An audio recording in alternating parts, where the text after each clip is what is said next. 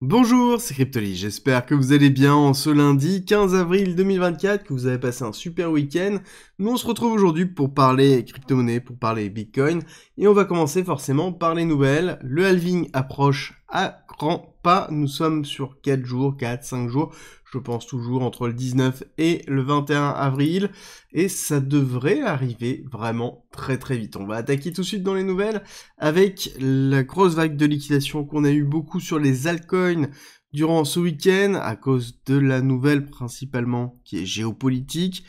Et on a eu vraiment une pression très forte au niveau de Bitcoin, mais surtout au niveau des altcoins, dans lequel on a eu un moins 30% en majorité sur les alts, avec une grosse liquidation au niveau d'Ethereum. Et oui, on a beaucoup de leviers sur Ethereum, et c'est pour ça qu'on a eu une énorme liquidation qui a dépassé celle qu'on a connue en juin 2022. Alors si vous n'étiez pas encore là à ce moment-là, c'était l'après Terra Luna. On avait eu une liquidation monstrueuse du côté de Celsius, et dans lequel Celsius avait dit qu'il ne pouvait pas assurer les retraits, et ils avaient fait justement le chapitre 11 de protection aux USA, et ça avait été catastrophique. Et on voit que là, on a eu un niveau de liquidation qui a dépassé ce qu'on avait connu à cette époque-là, avec un niveau de liquidation au niveau principalement d'Ethereum, qui a été très conséquent, porté majoritairement par Aave et Compound, qui sont les deux plus gros protocoles que l'on retrouve là. Alors pourquoi on a ces niveaux de liquidation qui sont si élevés? C'est tout simplement à travers des boucles que l'on peut retrouver dans lesquelles je vais déposer de l'Ether pour réemprunter de l'Ether, redéposer de l'Ether,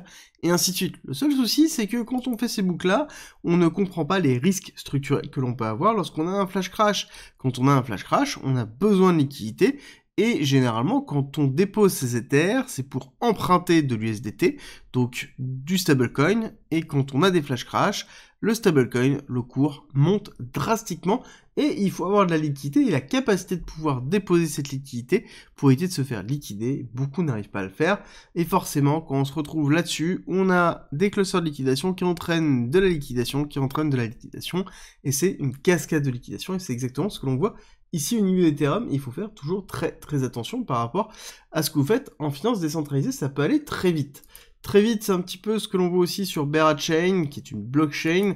qui est vraiment intéressante dans la notion et dans la conception, surtout dans sa vision de Layer 1, qui a levé 100 millions de dollars en série B, donc il va falloir surveiller ça, surtout que normalement, on devrait avoir un airdrop qui devrait tomber dessus. Je vous invite à vous renseigner de ce côté-là. Dans les bonnes nouvelles, nous avons Eigenlayer qui introduit pas mal de nouveautés dans lesquelles ils expliquent les services qu'ils vont mettre à disposition, cette notion vraiment de lancement qu'ils vont avoir et l'utilisation d'Ethereum dans le restaking. Pour rappel, Eigenlayer, c'est une layer qui va être au-dessus d'Ethereum, qui va prendre les Ethers, vos Ethers, et qui va les déposer en staking, oui, mais surtout qui va les utiliser pour protéger d'autres blockchains. Ça veut dire que principalement, lorsque vous allez staker et protéger la blockchain Ethereum, Eigenlayer vous proposera en même temps de protéger d'autres blockchains avec un petit fee en fait en plus dans lequel vous allez avoir un rendement supplémentaire. Encore une fois, le fait d'avoir des couches et des surcouches au niveau d'Ethereum, ça sous-entend qu'on pourrait avoir des accélérations de liquidation.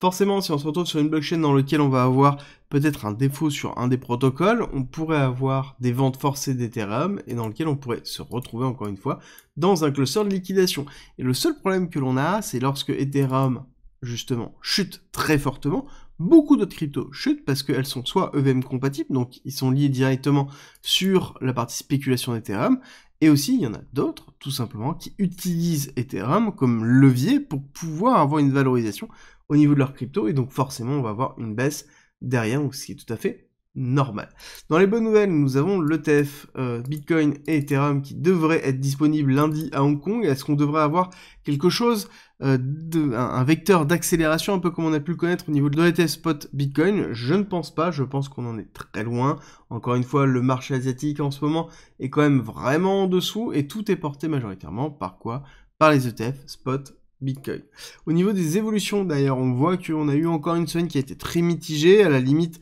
de la semaine négative, et on voit que maintenant nous sommes à 4 semaines d'affilée dans lequel nous avons les ETF spot Bitcoin sur les USA qui sont relativement flat à peu de choses près, ce qui est en même temps logique vu le niveau où nous nous trouvons actuellement, l'arrivée du halving et aussi l'incertitude politique, géopolitique et géoéconomique que l'on a. On va en discuter dans quelques instants. Et quand on regarde un petit peu ce qui se passe au niveau d'Arkham, donc qui nous regroupe un petit peu ce qui se passe au niveau des inflows et des outflows, on voit qu'on a quand même depuis un certain nombre de jours, et notamment février, une grosse accélération des outflows au niveau du Bitcoin, donc ça veut dire qu'on a une sortie au niveau des différents wallets qui sont flagués par Arkham, donc qui sont liés aux ETF, oui, mais pas que, qui sont liés aux exchanges aussi, donc on a une sortie réelle de Bitcoin depuis un certain temps, et ce qui est en même temps normal quand on arrive sur un top local. Niveau macroéconomie, on a un événement très important à retenir, c'est mardi 16 avril, 19h15, dans lequel on a un discours de Powell, donc forcément ça ne va pas être autour de la fête du FOMC, mais en tout cas, on devra avoir, je pense, une prise de parole sur plusieurs choses. La notion d'inflation, les chiffres de l'inflation qui sont arrivés. À côté, potentiellement, l'augmentation du prix du baril du pétrole qui pourrait être exacerbée par les tensions entre, justement, l'Iran et Israël. Quelque chose qui a déjà été plus ou moins pricé, on va le regarder tout de suite dans la partie technique. Et avant d'attaquer la partie technique, si vous voulez me soutenir et que vous avez mon contenu, c'est très simple. Likez, partagez, abonnez-vous si ce n'est pas déjà fait. Et pour tous ceux qui ont été là sur la masterclass de dimanche, ça a été un véritable plaisir. Tous ceux qui l'ont loupé, j'espère que vous êtes inscrits. Si c'est pas le cas, il y a encore la possibilité de s'inscrire pour recevoir le replay qui va être disponible normalement aujourd'hui à disposition. C'est en commentaire et en description si ça vous intéresse. Alors, intéressant justement de voir un petit peu comment ça s'est déroulé au niveau du S&P. Et on voit très bien que vendredi soir, on a eu une accélération baissière très très forte parce qu'on a eu déjà des premières indications sur l'accélération du conflit entre l'Iran et Israël. Donc forcément, on a eu une bougie qui a été très agressive, qui a clôturé très bas, et dans lequel on a une forme de respiration. Moi, ce qui va être vraiment important, ça va être l'ouverture du marché américain et la réponse du marché américain sur ce qui s'est passé ce week-end. Très très important. Bon, plus on se dirige, plus je me dis que la réaction risque d'être relativement flat, parce que quand on regarde le DXY, on voit qu'on a quasiment pas de réaction, donc très grosse bougie déjà vendredi, pareil, hein, réaction très très forte au niveau du dollar, mais très peu de réaction sur cette ouverture de semaine. C'est pareil au niveau du pétrole, très peu de réaction au niveau du pétrole, je pensais qu'on allait peut-être retitiller les 90, là actuellement c'est pas le cas, encore une fois on verra à 14h30, mais je pense qu'on va être sur une réaction qui va être plutôt contrôlée, avec principalement les différentes évolutions que l'on peut avoir au niveau des discours, que ce soit sur les différents acteurs, et aussi les USA sur la position géopolitique. L'or est aussi en train de se stabiliser dans les alentours de 2300, à voir si on va rechercher les 2400, mais en tout cas tout ça ce sont des indications de stabilisation, en tout cas de respiration du marché par rapport à l'acceptation de cette nouvelle, voir si on va avoir une augmentation des tensions sur cette semaine, si on va avoir un positionnement du marché aussi très agressif. En tout cas, moi je note quelque chose, c'est le VIX qui est reparti à la hausse déjà depuis un certain temps, mais surtout au niveau de la semaine dernière, dans lequel on a eu un VIX qui a été assez agressif, 2 semaines d'agressivité, et ça me fait un peu penser à ce qu'on a vu ici dans ces périodes-là, hein, donc juillet-août 2023, pour ceux qui ne se souviennent pas, on va revenir dans le passé, juillet-août 2023, c'était où? Hop, c'était dans cette partie-là, on regarde, juillet-août 2023, et nous avions toute cette partie-là qui était en septembre, donc on pourrait en effet avoir un retracement au niveau du S&P 500, plus long terme, en tout cas c'est ce que le VIX est en train de nous dire. Alors, pour rappel, le VIX, c'est l'index de volatilité du S&P 500, c'est quoi? C'est le prix des options de couverture sur le S&P 500. Les gens achètent ça quand ils pensent qu'on va avoir de la volatilité sur le S&P 500, et notamment une volatilité à la baisse, ce qui pourrait nous indiquer potentiellement une forme de retracement que l'on pourra avoir dans les alentours des 5000 jusqu'à potentiellement 4800, qui pourrait une zone de réaccumulation avant un redépart et une forme de respiration du marché au niveau du S&P 500 et au niveau potentiellement du Nasdaq. Ça, on verra certainement demain. Donc pour moi, macroéconomie, on attend l'ouverture du marché américain. Je pense qu'on risque d'avoir une réponse, mais qui ne va pas être tout de suite sur une accélération baissière, mais qui va être une forme de respiration, et petit à petit, peut-être une respiration baissière qui se fera sur le long terme. Au niveau de Bitcoin, on voit que on a au niveau du CME clôturé, donc entamé plutôt la semaine en dessous du gap CME que l'on avait, très intéressant, Je vous en avais parlé notamment lors de l'hebdomadaire, où je vous disais que idéalement ce serait le meilleur scénario à avoir lieu, justement clôturer en dessous pour repartir à la hausse, et justement fermer ce gap-là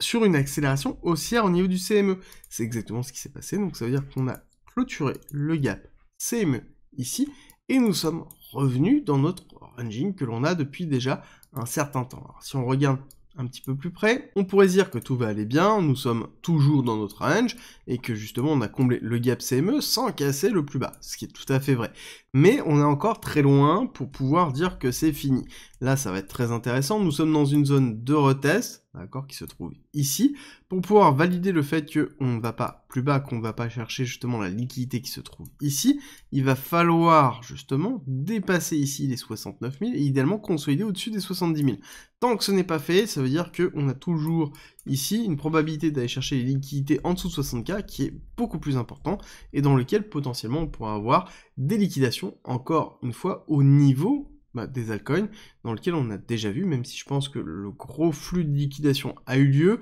on en aura beaucoup moins par la suite, mais en l'occurrence, on aura toujours un impact très fort au niveau de Bitcoin, et surtout au niveau des altcoins, même si je pense que ce sera un petit peu moins. Ce qui est intéressant de voir, c'est au niveau de la liquidation, on voit qu'on a bien liquidé la grosse partie de longue, on est bien dans une phase de retest, mais on voit bien qu'on a encore ici un appel de prix en dessous des 60 000, qui est relativement important, et peut-être pas assez d'appel de prix au-dessus des shorts, parce que le marché est en train de subir ce qui s'est passé, et donc forcément, on a une forme de respiration très forte. Comme je vous ai dit, on avait beaucoup de liquidation au niveau des altcoins, et ça se voit aussi beaucoup au niveau ici. On va juste redécaler ça, parce que le temps, on va le mettre là en attendant. On a ici une grosse accélération au niveau de la dominance de Bitcoin. Ça veut dire quoi? Ça veut dire que Bitcoin, lors de sa chute, a montré sa dominance, c'est-à-dire a montré qu'on avait chuté beaucoup moins sur Bitcoin que sur la totalité du marché du reste des cryptos, et notamment d'Ethereum. Ethereum a eu un gros flux de liquidation très fort, et c'est tout le temps le cas.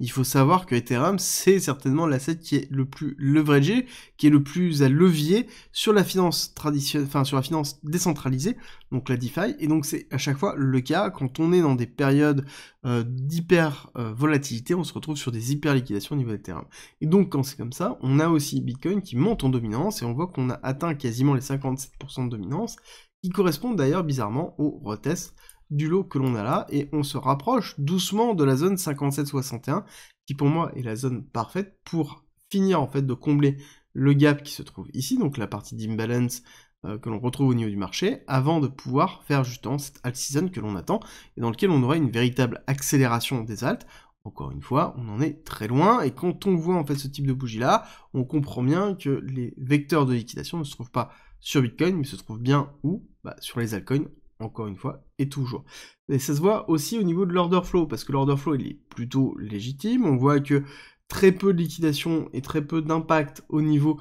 par exemple, des positions des top traders, au niveau de cette chute, on voit que ça s'est très très bien passé, un petit peu de liquidation, mais somme toute relativement faible, et surtout le funding rate, qui reste relativement flat, donc très peu de leviers qui se remettent en position sur Bitcoin, ce qui n'est pas forcément le cas sur les altcoins, et qu'il va falloir, encore une fois, faire très attention de ce côté-là. Au niveau des liquidations, très intéressant de voir qu'on est allé récupérer une grosse partie des ordres, et que les ordres sont en train de se reconstruire. On voit qu'on a liquidé tous ces ordres-là sur la mèche précédente, et on voit qu'on est en train de tout simplement les replacer. On voit 138 bitcoins qui sont en attente ici, on voit qu'on continue à construire, et si on diminue, on voit qu'on a un petit peu des ordres, mais c'est relativement faible, d'accord? Alors qu'on avait bien ici un panel d'ordres qui était très conséquent. Pareil ici, beaucoup d'ordres, donc ça veut dire que si jamais on a une continuité de la chute, certainement on n'aura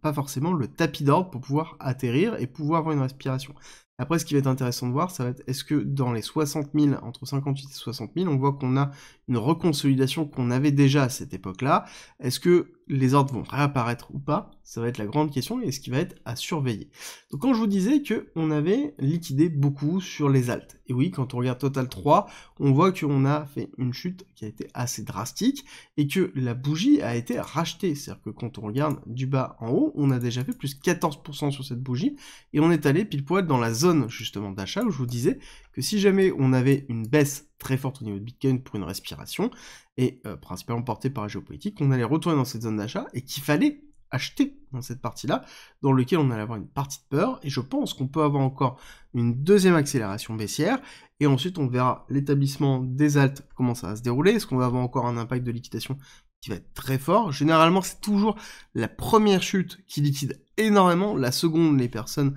ont eu tellement mal qu'ils ne re-rentrent pas sur le marché, ou en tout cas pas à levier, ou tout simplement ils se sont fait liquider totalement, et donc n'ont plus les fonds et n'ont plus la capital pour re-rentrer sur le marché. Et donc, on a un marché qui est beaucoup plus structuré et structurant dans la deuxième partie de chute que l'on pourrait avoir. Encore une fois, il va falloir prendre du recul. Je vous en avais parlé vendredi, je vous en avais parlé notamment samedi aussi. Là, il va falloir juste voir l'ouverture du marché américain pour pouvoir se stabiliser, comprendre, ok, comment l'économie générale réagit à cette nouvelle-là, et comment, derrière, le S&P 500 et le Nasdaq vont impacter le Bitcoin et les crypto-monnaies, et comment nous, on va profiter de cette situation-là. Ce sera tout pour aujourd'hui, j'espère que cette vidéo vous a plu. Si c'est le cas et que vous voulez me soutenir, c'est très simple, likez, partagez et abonnez-vous, et nous, on se retrouve très vite pour une nouvelle vidéo.